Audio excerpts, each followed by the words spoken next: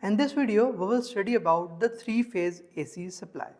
This is how a normal AC generator looks like, and this is how a three-phase AC generator looks like.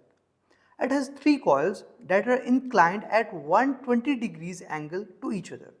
Each coil is connected to its own pair of slip rings. Leaving the generator, if we talk about three-phase supply, we should know that in it, the total load is divided into three parts.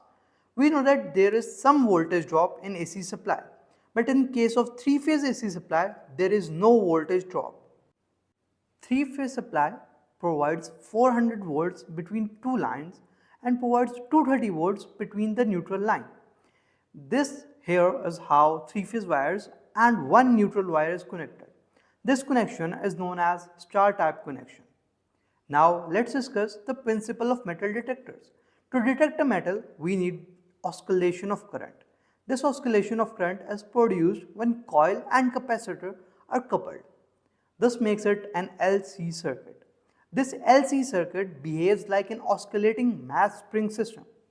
This LC circuit is responsible to produce beat phenomena for metal detection. Remember that when the energy oscillates between a capacitor and the inductor, it is called an electrical oscillator. Now let's discuss the choke. A choke is an inductive coil which consumes extremely small power and is used in AC circuit to limit current.